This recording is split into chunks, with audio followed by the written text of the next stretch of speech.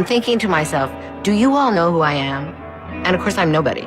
But I'm thinking, do you know who I am? Because I am somebody. At 76, Stevie Nicks finally breaks her silence on Lindsey Buckingham. In the world of rock music, few names carry as much weight as Stevie Nicks and Lindsey Buckingham, the iconic duo whose emotional entanglements and creative chemistry gave birth to some of Fleetwood Mac's most unforgettable music. Before their legendary rise to fame, Nicks and Buckingham had already formed a strong musical and romantic partnership as the act Buckingham Nicks in the early 1970s.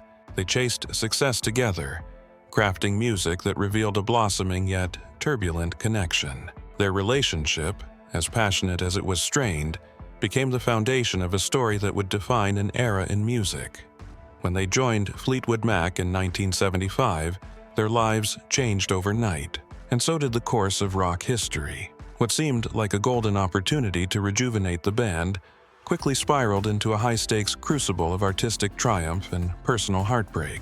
It was the beginning of a creative roller coaster that would captivate millions and fracture them both. The energy that Stevie Nicks and Lindsey Buckingham brought to Fleetwood Mac reinvigorated the band and helped catapult them to international superstardom. But behind the scenes, their dynamic was increasingly volatile. Buckingham's perfectionism often clashed with Nicks' free-spirited creativity, sparking both brilliance and chaos in equal measure. In a 2017 NPR interview, Nicks candidly described their working relationship, saying, "We were two very different kinds of people." That difference, Buckingham's obsession with precision versus Nicks' need for artistic freedom, would come to define both their collaboration and their conflicts. While their clashing styles fueled innovation, they also laid the groundwork for persistent disagreements that extended beyond the music. Each session in the studio became a tug-of-war between two forces unwilling to compromise their artistic identity. This creative friction proved to be both their superpower and their curse, as it brought out the best in their work but wore down their relationship to its breaking point. The release of Fleetwood Mac's 1977 masterpiece Rumours was a cultural milestone, a thunderous commercial success that masked a deep well of personal turmoil among the band members, most notably Nicks and Buckingham.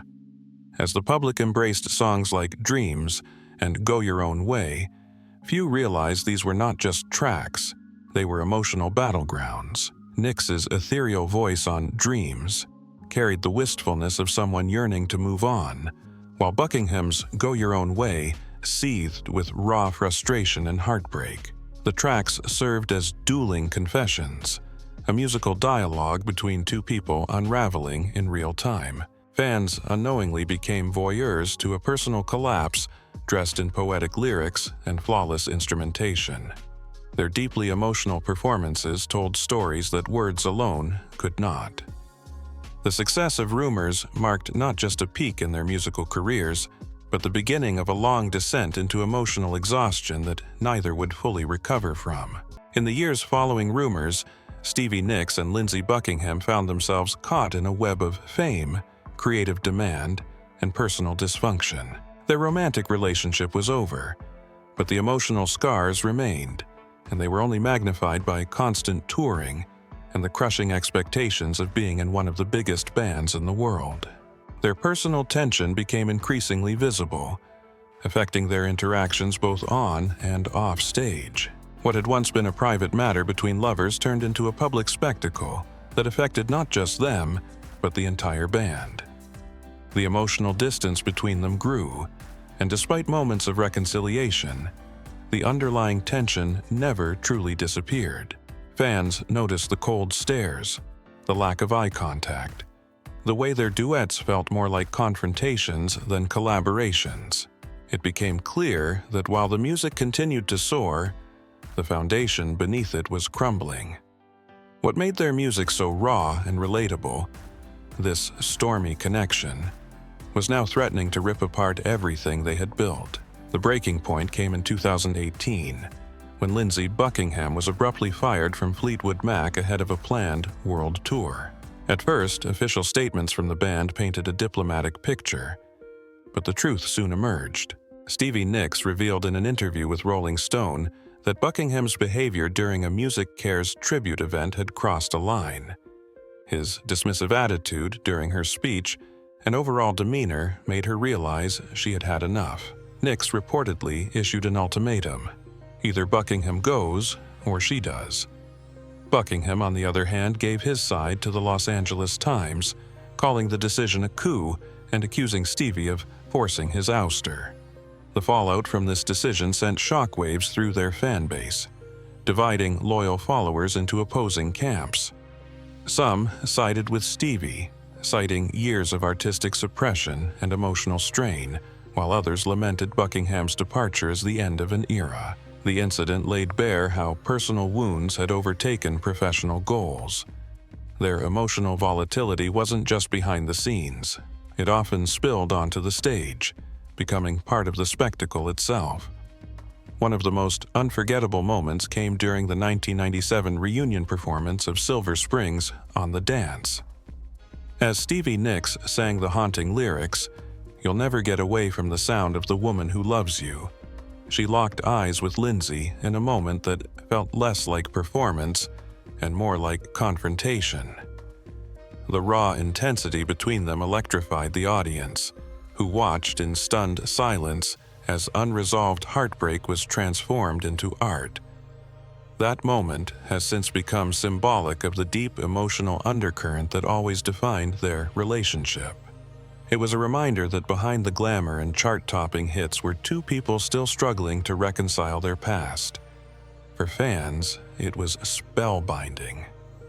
For the band, it was a red flag, proof that the emotional baggage between Nicks and Buckingham was far from resolved, even decades after their initial split. As years passed, Stevie Nicks became more open about what it was like to work with Lindsey Buckingham, especially in the studio where his controlling nature became an increasing source of tension. In a candid interview with The Guardian, she revealed how creatively suffocating it often felt, saying, "Sometimes it felt like he wanted to tell me who to be, not just musically, but in general." While Buckingham's pursuit of perfection contributed to Fleetwood Mac's signature sound, it came at the cost of Stevie's autonomy. She often felt overshadowed, her contributions undervalued, her voice stifled by a partner who demanded control. The experience left her emotionally and creatively exhausted, turning their sessions into battlegrounds rather than collaborative efforts. Even after the romance faded, the power struggle remained, one that left Nicks feeling cornered and misunderstood. This long-standing imbalance would eventually push her to reevaluate whether the creative magic was worth the emotional toll it exacted. The internal fractures reached new depths during Fleetwood Mac's various reunion tours, particularly in the late 90s. Reports surfaced of backstage arguments, with bandmates walking on eggshells to avoid reigniting old conflicts. In interviews, Stevie later admitted that Lindsey's behavior could be intentionally provocative, turning rehearsals into tense standoffs. These weren't isolated incidents. They were part of a long, toxic cycle where brief periods of harmony were inevitably followed by emotional outbursts. For Nicks, the toll was cumulative. She described the experience not as a single moment of frustration, but as years of pent-up tension, of feeling belittled and second-guessed. According to the New York Times, Stevie said what finally broke her was this constant undermining of her confidence and creative decisions. It wasn't explosive. It was quiet, steady erosion. Eventually, the cost of staying silent outweighed the price of speaking up, and Stevie made the painful decision to walk away from a working relationship that had become impossible to endure.